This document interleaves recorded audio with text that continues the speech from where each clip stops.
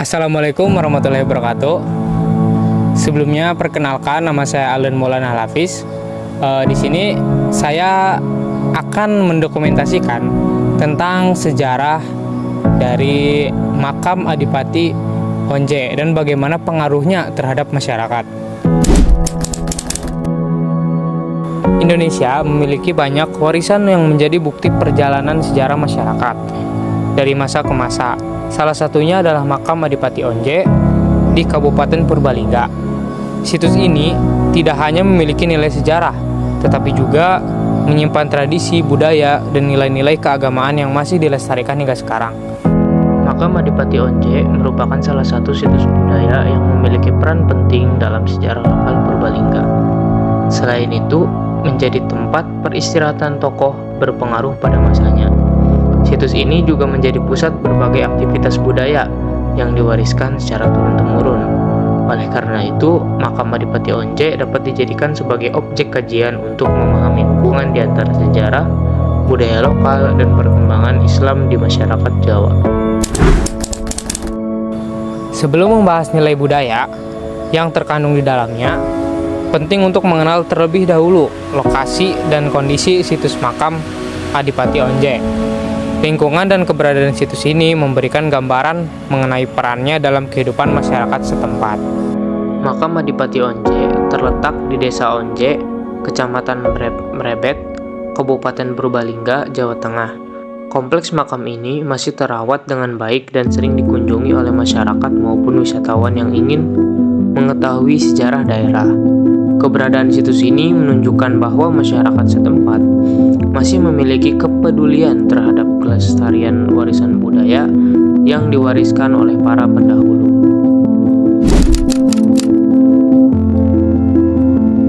Keberadaan makam Adipati Onje tidak dapat dipisahkan dari sosok yang dimakamkan di dalamnya.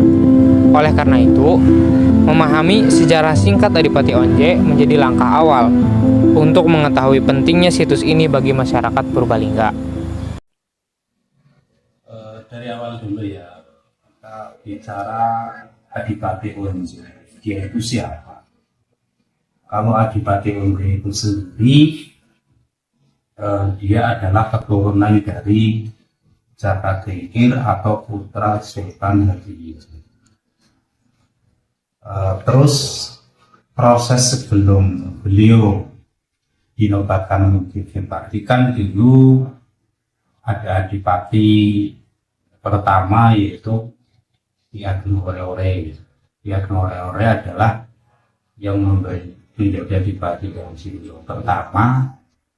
Proses ketika ada sayembara kan ada seorang yang bernama Ki Fokusopo yang mengikuti sayembara Pupajang. Barang siapa yang menemukan cincin beliau bilang nanti akan diberi hadiah, dan hadiah itu kalau laki-laki akan diberikan istri, kalau perempuan akan diberikan istri. Yaitu yang menemukan adalah sudah Pusrespot. Akhirnya Pajang beliau dan Sabda Panitoratu akhirnya kita Pusrumput betul diberi hadiah dan dinobatkan menjadi Adipati Onje yang pertama dengan luas sekitar 200 grubul atau wilayah, dan dia dinobatkan bergelar Ageng Senepor.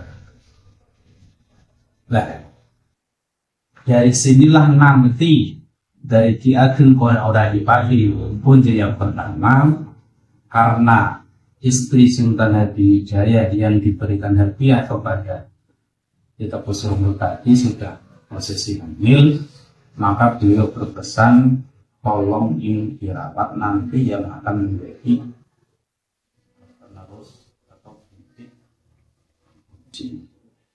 Dan betul-betul dirawat, dan setelah lahir disowakan ke Pajang lagi.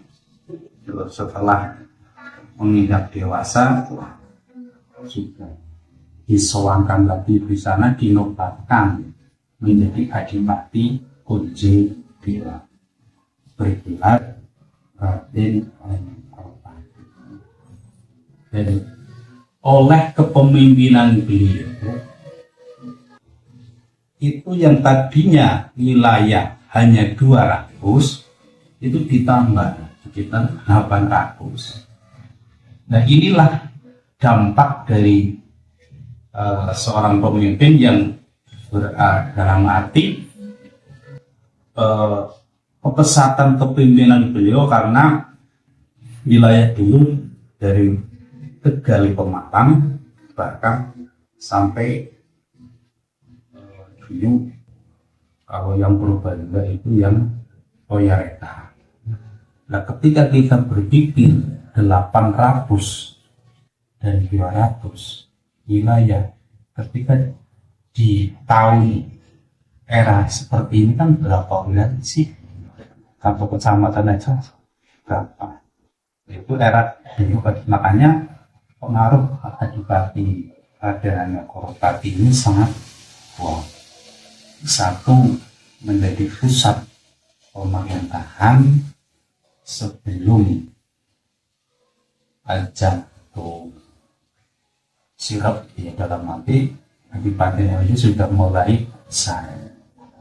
Makanya banyak dari dagang pedagang yang terkait tadi, karena di ala tempat itu sebuah kabupaten yang maju, pasti perekonomian akan maju.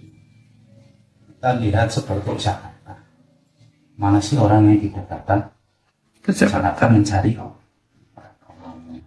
Seperti kita itu kabupaten mana seperti banyak pedagang yang kesini, bahkan di sini juga dari berbagai suku sudah banyak. Karena dengan wilayah dan yang semakin luas dan tidak bisa dipungkiri, ketika kabupaten yang begitu luas wilayah secara ekonomi jelas akan lebih. Jadi itu sekilas pengaruh beliau dalam bidang pemerintahan. Dalam bidang keagamaan juga tertata dan langsung. Kalau tadi Pak Jokowi sendiri dulu dibangun sebuah masjid yang sekarang masuk cagar budaya, yaitu masjid. Ini kan dalam penataan dulu bukan hanya masalah pemerintahan, tapi keagamaan juga menuju jalan, juga tradisi budaya juga itu tetap berjalan. Dan sekarang pun kami sebagai warga yang masih berusaha melestarikan. Jadi seperti itu ya Pak. Saya ada pertanyaan lagi sih Pak. Ya. Jadi pertanyaan itu, apa harapan Bapak dalam harapan Bapak kepada masyarakat dalam upaya untuk melestarikan kebudayaan ini? Harapan saya kepada masyarakat, satu, berarti apa yang ditinggalkan beliau, entah itu makam, entah itu telur, dalam arti segi benda, mari kita rawat bersama. Terus kedua, lagi yang ditinggalkan beliau yang berbentuk yang bisa kita lihat, kita rawat. Terus kedua, tradisi budaya yang baik, mari kita bersama-sama lestarikan. Karena dengan semakin zaman semakin sini, orang yang peduli dengan sejarah, orang yang peduli dengan budaya itu sangat. Itu paling harapan dan usaha kami sebagai penerus yang merawat makam. Terima kasih ya Pak.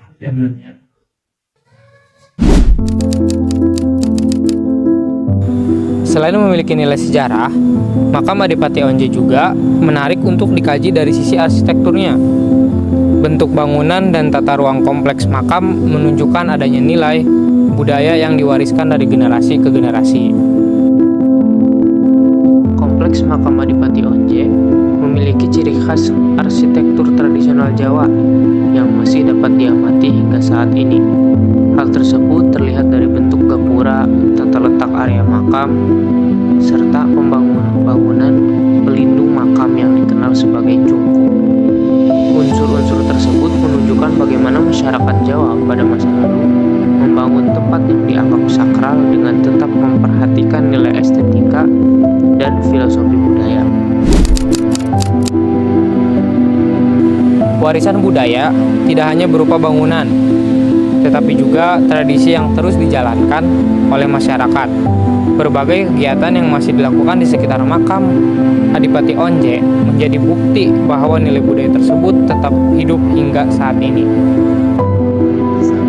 Salah satu tradisi yang masih berlangsung adalah kegiatan ziarah makam. Masyarakat datang untuk mendoakan tokoh yang dimakamkan serta mengenang jasa-jasa para pendahulu. Tradisi ini dilakukan secara turun-temurun dan menjadi bagian dari kehidupan budaya bermasyarakat setempat. Selain ziarah, masyarakat juga menjaga kebersihan dan kelestarian kawasan makam sebagai bentuk penghormatan terhadap warisan leluhur. Tradisi tersebut menunjukkan adanya hubungan yang erat antara masyarakat dengan sejarah daerahnya.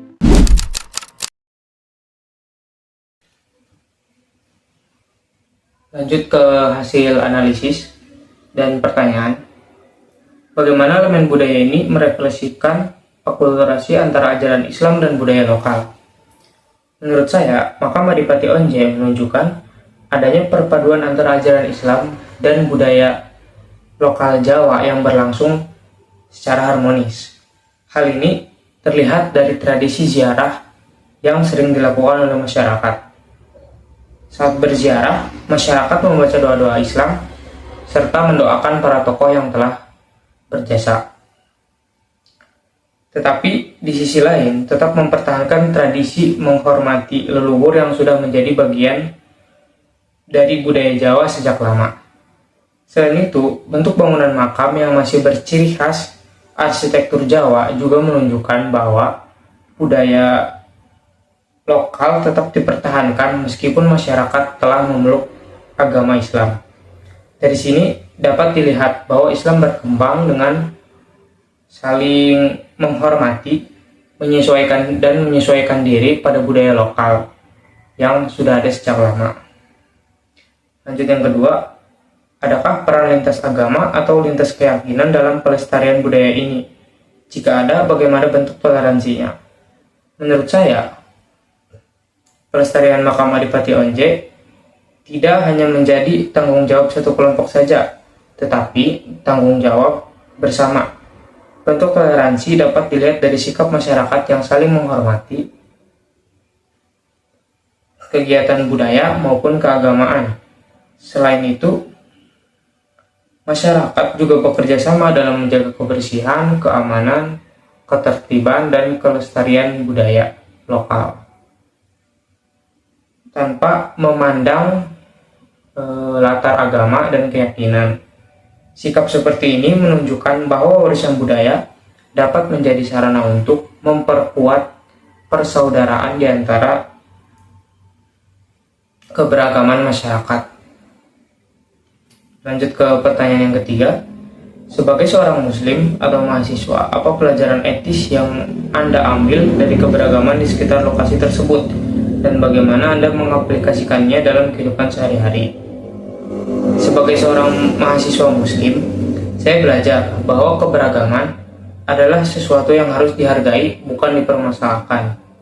Dari keberadaan makam Adipati Onje dan budaya yang berkembang di sekitarnya, saya memahami pentingnya sikap toleransi, saling menghormati, dan menghargai warisan budaya yang dimiliki masyarakat. Saya juga belajar untuk tidak mudah menilai atau merendahkan tradisi yang ada, tetapi berusaha memahami nilai-nilai baik yang terkandung di dalamnya.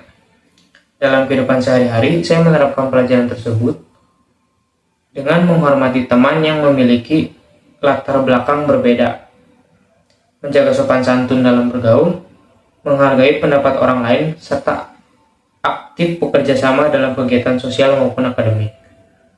Dengan begitu, saya dapat membangun hubungan yang baik dengan sesama dan menerapkan nilai-nilai akhlak yang diajarkan dalam Islam.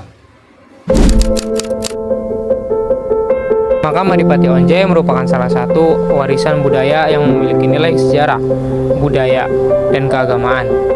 Melalui pelestarian situs ini, masyarakat dapat terus belajar dan menghargai warisan yang telah ditinggalkan oleh generasi terdahulu. Mungkin sekian dokumentasi sejarah dari makam Adipati Onje yang dapat saya berikan. Kurang lebihnya mohon maaf. Wassalamualaikum warahmatullahi wabarakatuh.